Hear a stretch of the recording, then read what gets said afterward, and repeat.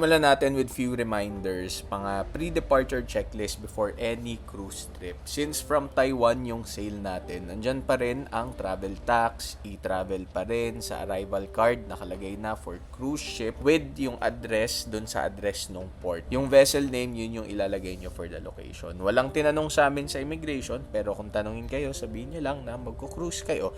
Make sure may printed copies kayo ng mga booking confirmation from Star Cruises at printed copies ng passport, at least 3 copies. Kailangan din ng ship kasi mismo yan. Then, all set ka na. Bakit hindi kami nag from Manila na lang na sail? Kasi mas matagal. Additional 2 to 3 days na nasa barko ka lang. High seas yun, meaning nasa gitna ka ng dagat. Nasasayangan na ako sa oras. Hindi naman din kasi namin first time, third cruise ship na namin ito, para less oras na maubos from Taiwan na tayo. Sulit lalo naman if mag-iikot ka pa sa Taiwan.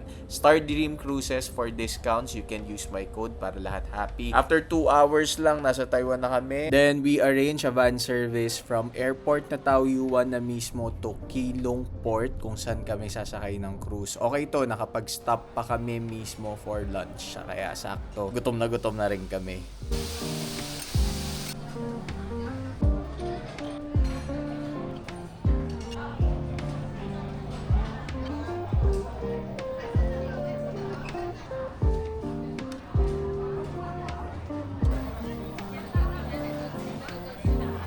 Ito na yung crucial part kung paano nga ba mag-board sa cruise. Para lang rin naman siyang seroplano with some new things. Online check-in for confirmation is a must.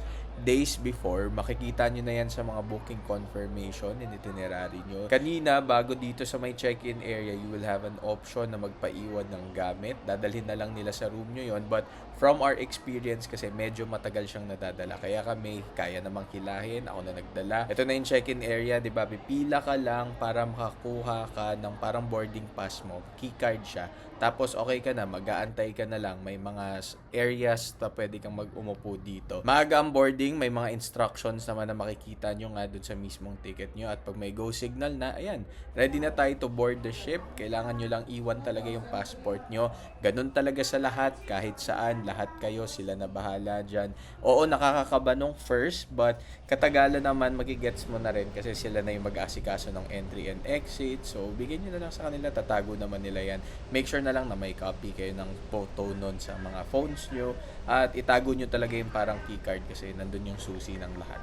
Okay, mag-room tour na muna tayo. Once available na yung room nyo, makakapasok naman kayo agad. Ito yung Ocean View Room. Meron kasing tinatawag na interior state room. Yun yung mga nasa may looban na walang bintana. Meron din naman yung parang walang balcony. Ito yung mali ata, Ocean View Balcony State Room. Basta ito yung may balcony. Nakalimutan kayo ng day, nanay ko nag-aantay pa dyan. So, ito yung buong look. Ang masaya talaga dito is may sarili kang balcony. Imagine nyo mamaya pag puro dagat na yung view natin. Maganda-ganda na yan. Hanggang 4 na taong pwede magkasya dito. Dito sa kama, kaya nga 3. Tapos yung sofa bed, nalalatag naman yan. So, pwedeng 2 talaga dyan. At ayan, may kasama ng TV. May mga shows na pwede kang mapanood. Ito yung bote ng tubig. Pwede kang kumuha sa labas, may ref, tapos yung cabinet, marami na siyang spaces, may mga extra pillow dyan, yung robe, mga sabitan. Ito naman yung CR, standard CR, sakto naman, separate yung toilet at bath. Enough na talaga, ganyan naman yung itsura ng halos lahat, not unless doon kayo sa mga premium na mga cabin na.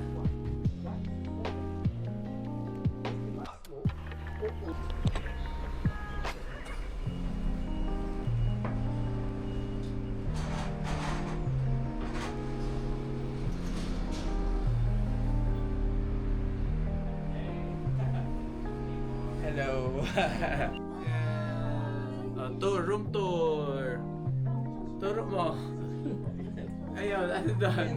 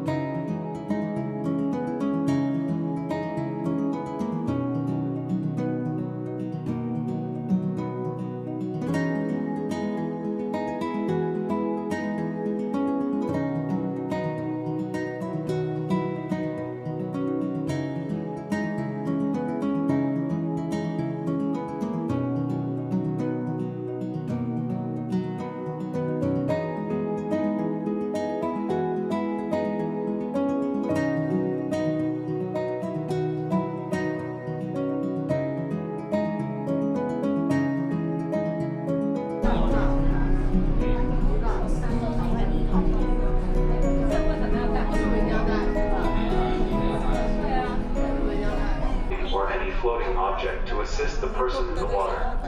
当你看到有人掉入海内，请大声喊 "Man overboard"，并立即通知我们的工作人员。The life jacket is equipped with a light and a whistle to draw attention.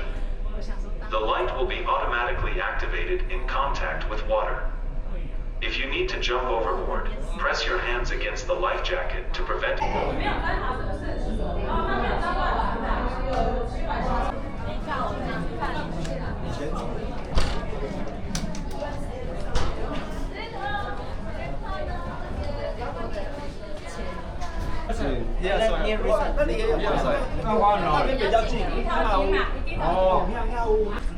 Yan yung gusto ko. Mas mura. Mura na siya. Marami pa magbili. Pero ilang peraso lang. Ilang peraso to?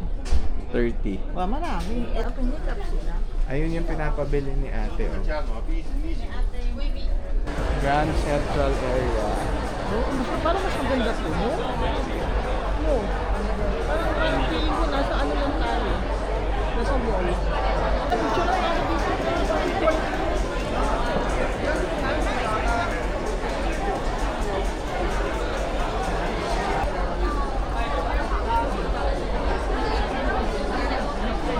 Pag nag-cruise kayo, kasama na dyan yung breakfast, lunch at dinner except sa mga restaurants na ganito.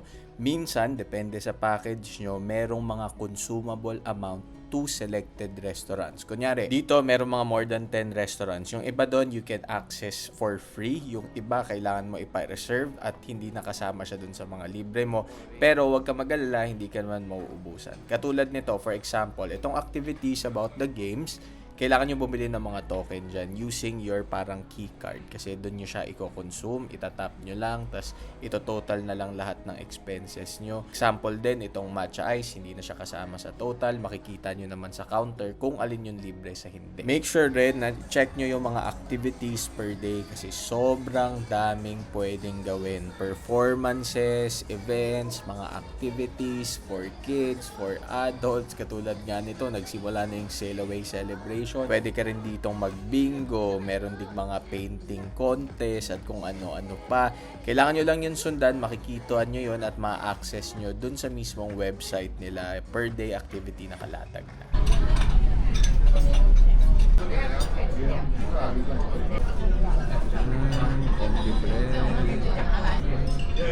Ito yung mga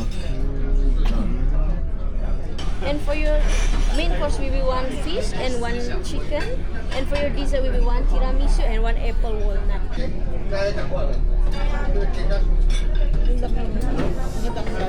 Dito sa pinagdinera namin, kasama to dun sa mga free na breakfast, lunch, dinner at meal na restaurants. Kailangan nyo lang naman itanong sa kanila kung aling restaurants yung free at alin yung mga specialty restaurants na may mga bayad.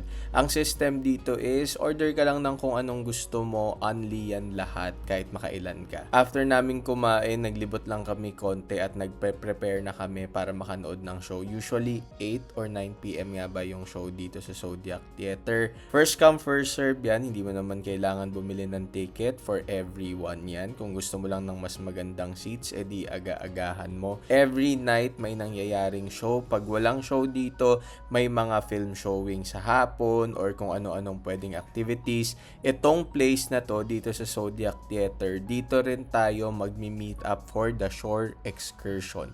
Shore excursion, yun yung para mga tours established or run by the cruise mismo. Malalaman nyo yun sa mga next few days. We ended the day dito sa Blue Lagoon kasi meron kaming amount na pwedeng gastusin sa ilang restaurants dito para makapag-dinner or makapag-snacks. Tapos umakyat na lang kami. Dito namin kinain sa taas. At ganyan siya. Pwedeng-pwede kayo mag-pool at night. Tapos dito sa taas, sa mga susunod na araw, makikita nyo na magpa-party-party rin kami dito.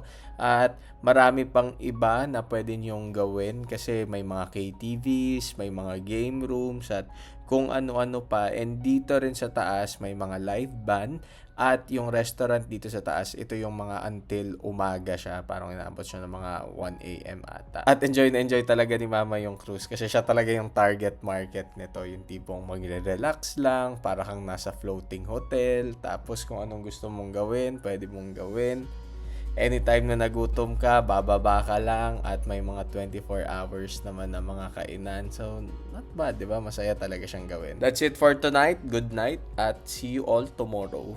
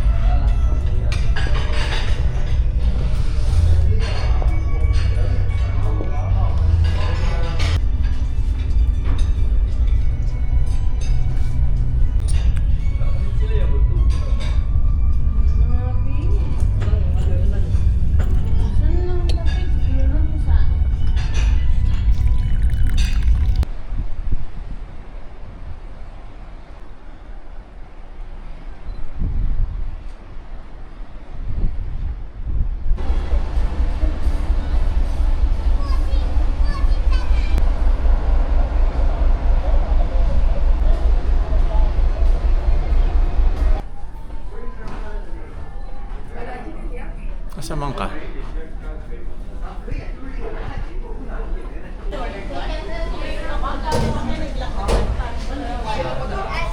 Para matry natin, try tayo nung isa sa mga restaurants na hindi na free. Kasi nga, kunwari, merong more than 10 restaurants sa ship na to.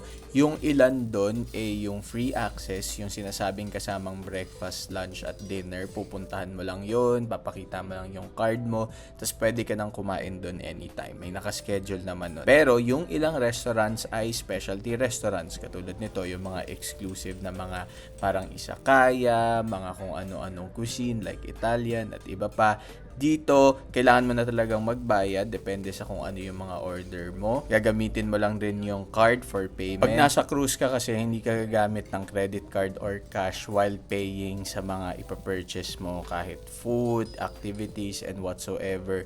Gagamitin mo yung parang key card mo. Tapos, ililist down na lang nila yan. Bibigyan ka nila ng resibo after your cruise trip. Saka mo pwede bayaran through credit card or cash pa na gagamitin na. In that way, centralized nila lahat. Iba talaga yung lasa naman yung mga pagkain sa mga specialty restaurants nila. Talagang mas angat at mas masasarap. Again, this is just optional. Meron ka pa rin talagang mga free breakfast, lunch, dinner at merienda all throughout the day. Isa pa sa nagpasaya ng experience talaga sa cruise na to is sobrang daming Pilipino na staff. As in, nagkalat sila every floor, every deck, every department sa F&B, kahit yung mga lifeguard, Pinoy, sa mga cleaners, at marami ring supervisor sana Pinoy. Meron nga din ako nakita, isa sa mga head captain nila dito is Pinoy din.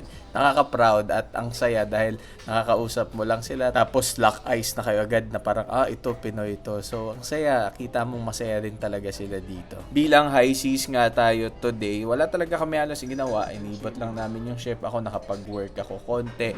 When it comes to wifi pala, medyo mabagal siya. Hindi talaga siya yung kaya mo mag-upload but kaya mo naman makipag-communicate if in case. Pero hindi siya yung wifi na makakapagtrabaho ka.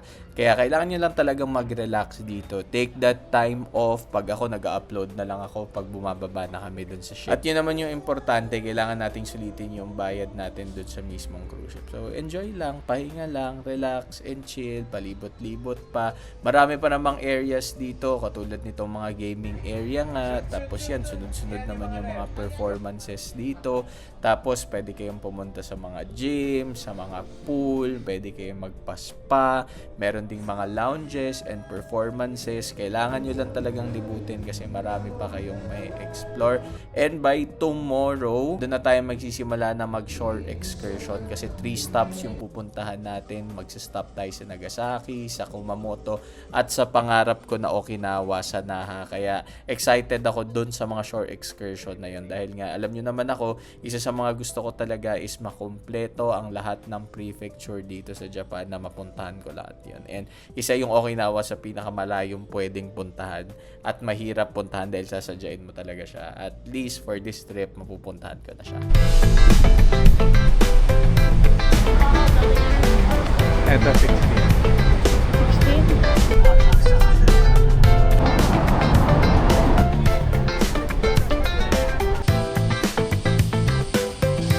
公司经常